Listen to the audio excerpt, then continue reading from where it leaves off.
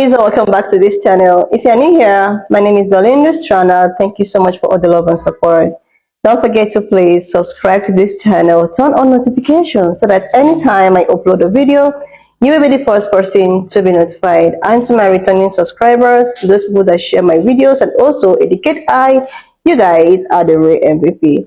Alright, lovelies, let's dive into today's video. So lovelies, I came across this video by this Hispanic woman and I thought to share with you guys where she's all out to tell the reason why she feels that mega people actually did what they thought that is right. She get reasons and try to like tell them that okay, you guys have really effed up and now everybody's going to find out. I'm just going to roll the clip as well as some of other stitches I was able to put together.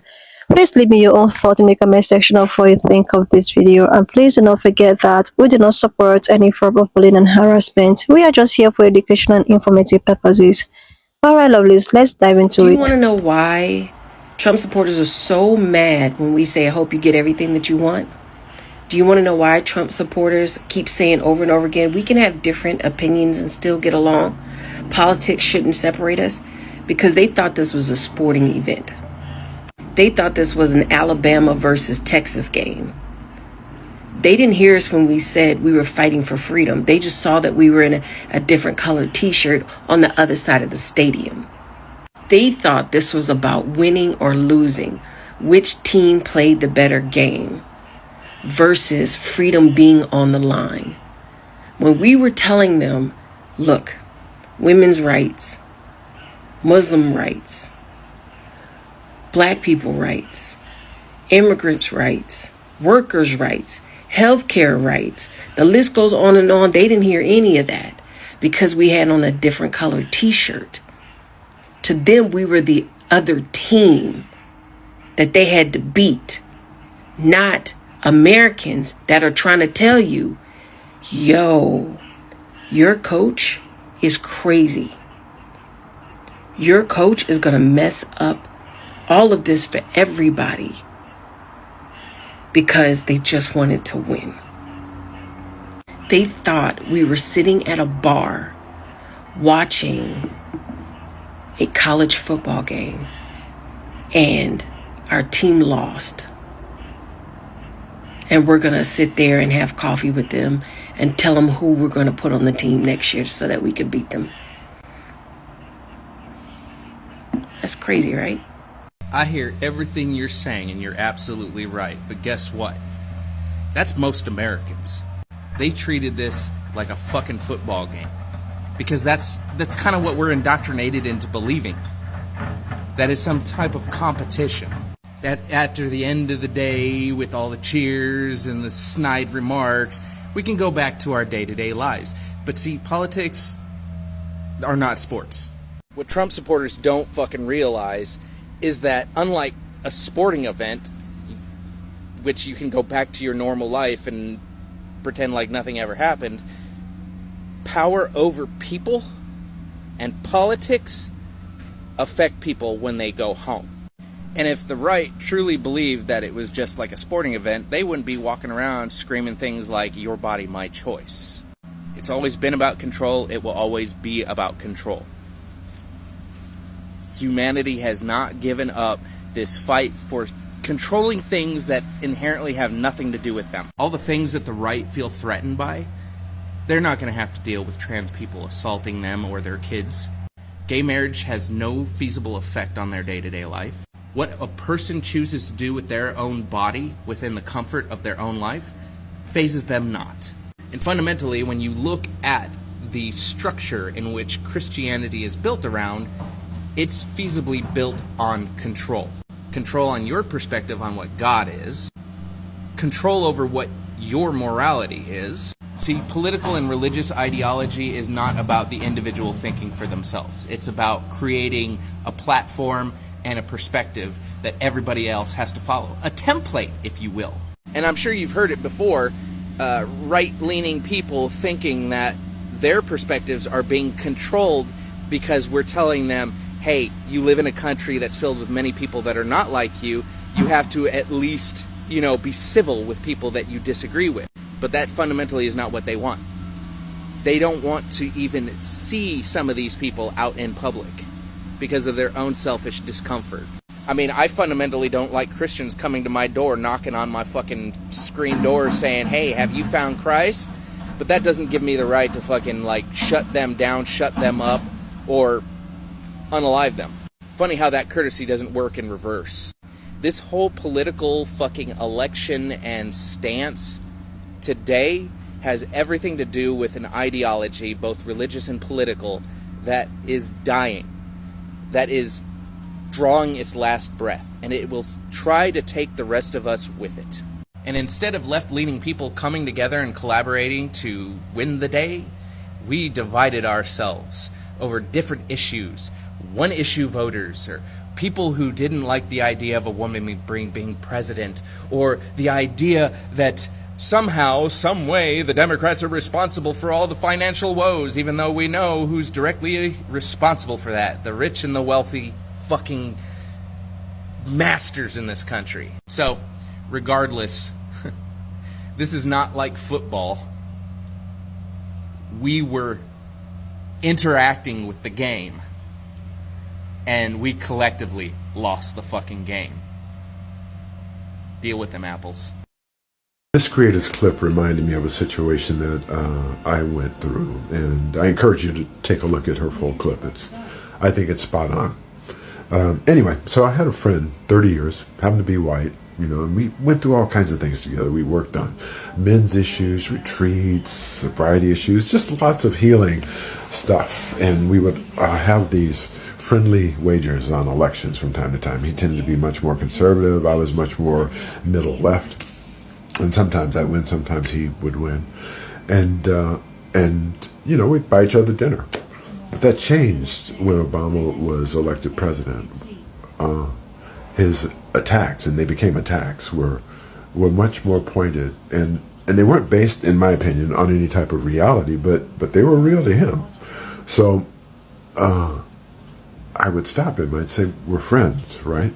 And he'd say, oh, yeah, we'd laugh about it and keep going. But like within days, he would go back to that point. So one day I just told him, I said, look, I understand how you feel. And I said, but this is what I see happening. I laid it out. I said, this is what's going to happen.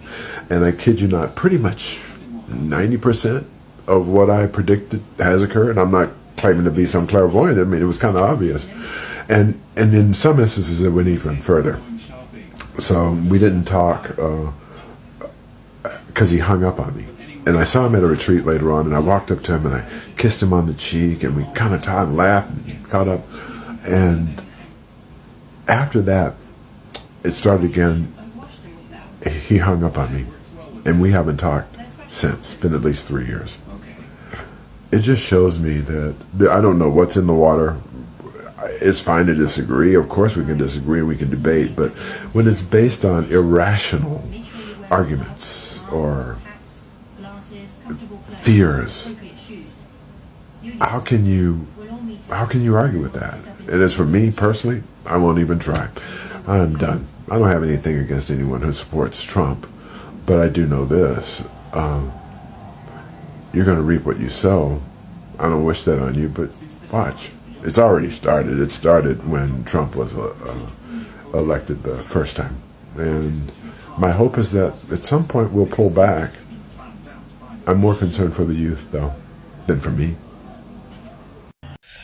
I think there's a lot of truth into what that creator's saying. Go ahead and watch her post. She's basically saying why a lot of Trump supporters, obviously not all of them, because there's still a lot of hate and, fear and racism and sexism, obviously, on the Trump side, right?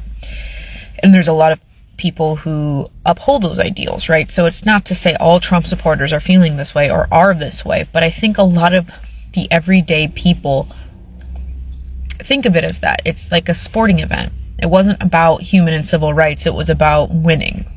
And I can only think that that's because people don't understand the gravity of the situation. This country's been about like reality TV and, your favorite team, and that being such an identity that they gloss over the fact that our political system was being and is infiltrated by bad actors, right? By bad people, who do not want to see women and black people and gay people, anybody in the LGBTQ community or in the BIPOC communities or immigrants or people of other religions, like people like became blind to the fact that we're literally fighting for civil and human rights, to maintain them, to keep expanding them.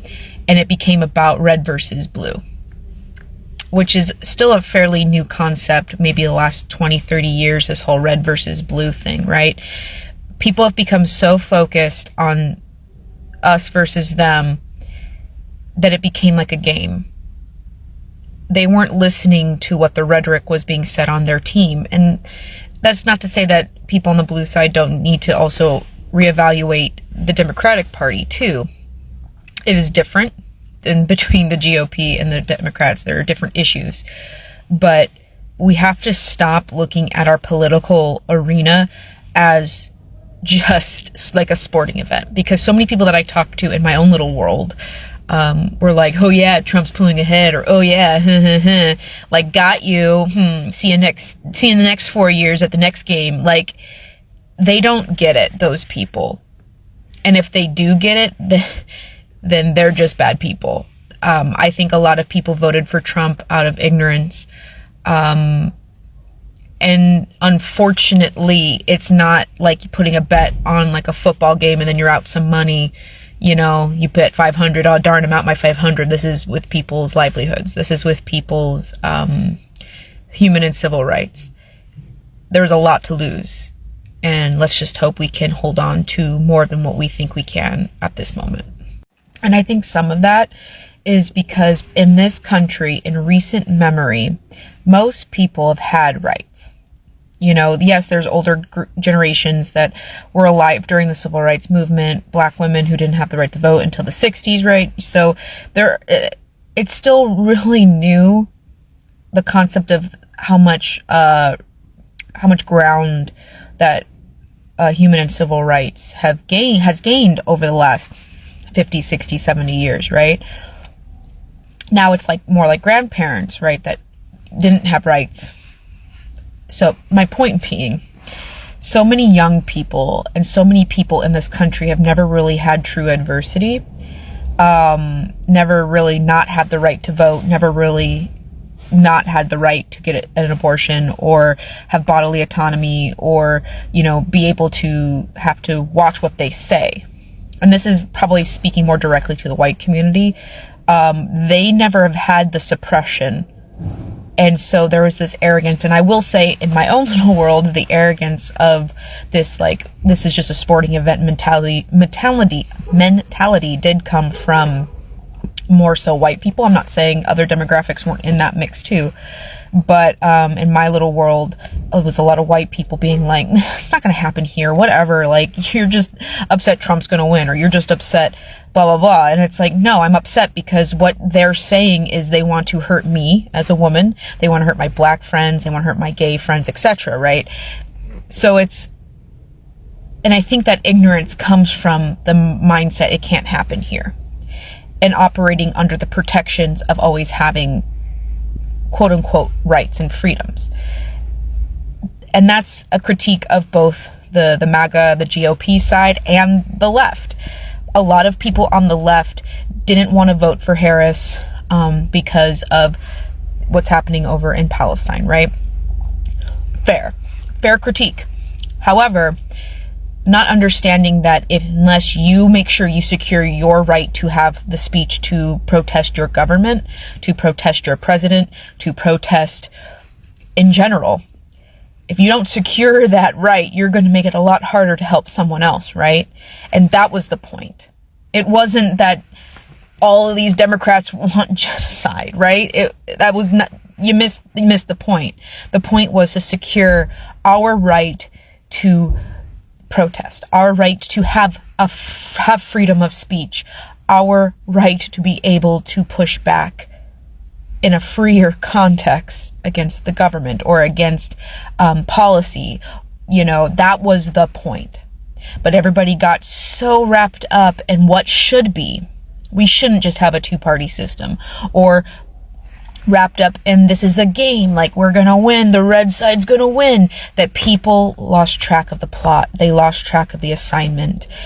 And it is what it is now. There's no going back, there's no changing your vote, there's no educating you beyond this point, or going backwards. Like, if you are now informed, we can only move forward, right?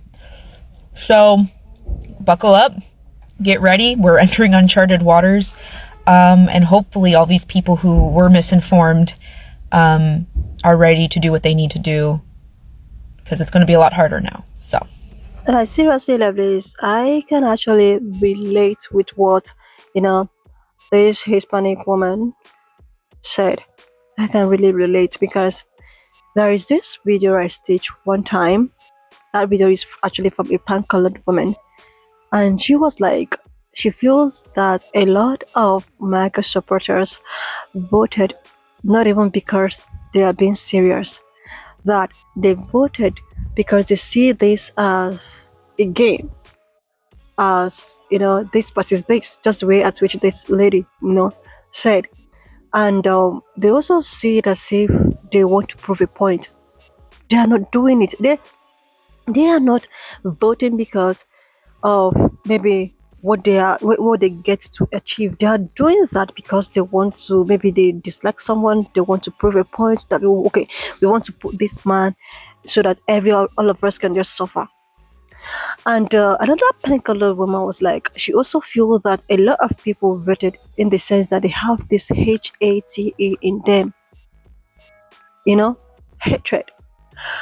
Well, like, they don't care about what they get to achieve or what they get to gain.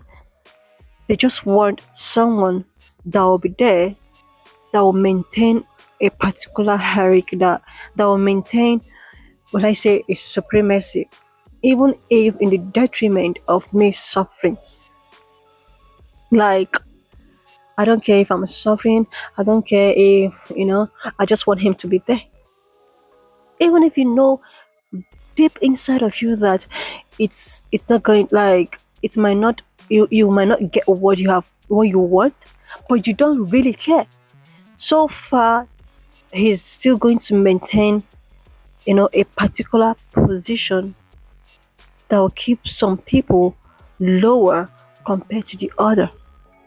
So far, I am still the one, really, without even knowing that it will affect. Most of them know that it's going to affect them, but they don't know it's going to be this strenuous, like it's going to be like the way at which it is right now. Okay, let's take for instance the tariff. And another thing that contributed is that people refuse to do research. People refuse to maybe go through the policy and try to understand the policies one after the other. No, they let sentiments and their emotion to go before them. So I think a lot of people do not actually make their own research. I say that because there is this stage I staged, and it was actually a podcast. No, it's a street interview. Okay, and this pan-colored man was asking a fellow pan-colored man. I think the pan-colored man is actually a a blue, and guys, the guy in which he was interviewed is a mega supporter, and he was wearing the necklace and dressing all megaricious.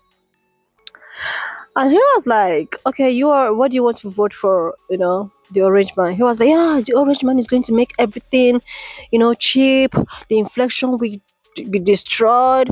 This will be destroyed. He was like, okay, what do you think about the tariff? He said, oh, the tariff. All of those people importing goods will be the ones to pay. Like, oh no, all of the ones that we are importing goods from will be the ones to pay.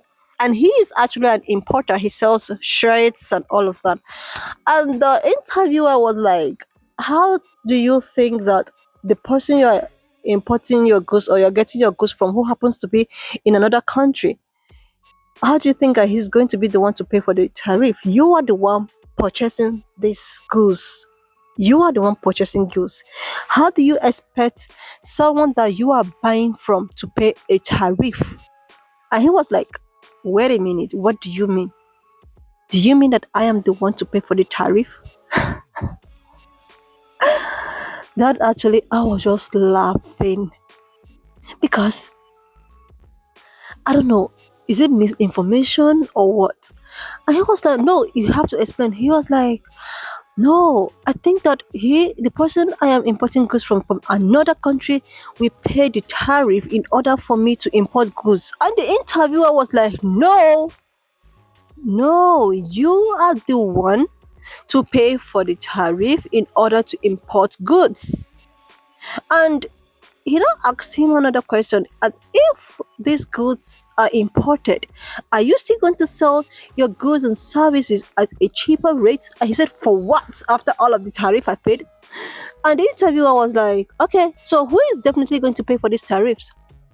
He was like, that means the final consumer.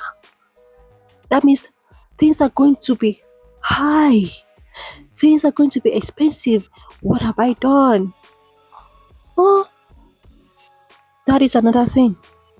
That is another thing. Most of them don't even understand. This is something applicable to Obama and affordable care. Most of them were thinking that Obamacare is its benefits just like affirmative action.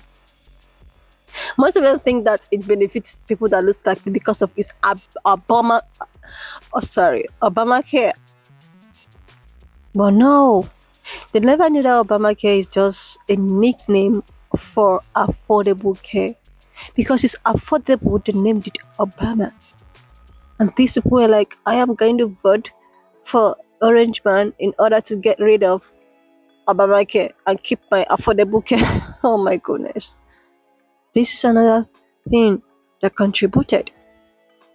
Another one that, like, oh my gosh. Seriously, lovelies. But the issue of, thinking that it's a game, they know exactly what they're doing. They don't take it as a game. They know what they're doing. They just want to maintain a particular, like there's a stitch that I was supposed to put up here. My phone has been, acting up and all of that. Which I'm supposed to be aware a pan-colored women. I was like, okay, we are the majority and we win, so you guys have to accept it. So they know exactly what they are doing. They deserve what they are getting. And the good thing about all of these things is not longer surviving. It's not longer oppression and all of that. It's surviving right now. This is survival of the fittest.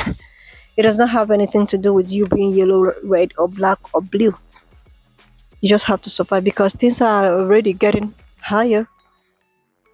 I seriously love this. Anyway, lovelies, wanna just leave me your own thoughts in the comment section of what you think of this video. And please do not forget that we do not support any form of bullying and harassment. We are just here for educational and informative purposes. So please, if you've not subscribed to this channel or to this extent, do your girl a huge favor to click on the subscription button, like, and I will see you lovelies when I upload the next one. And if you have watched up to this extent, thank you so much for all the love and support. Don't forget to please subscribe to this channel, share this video, leave a thought in the comment section, and I will see you lovelies when I upload the next one.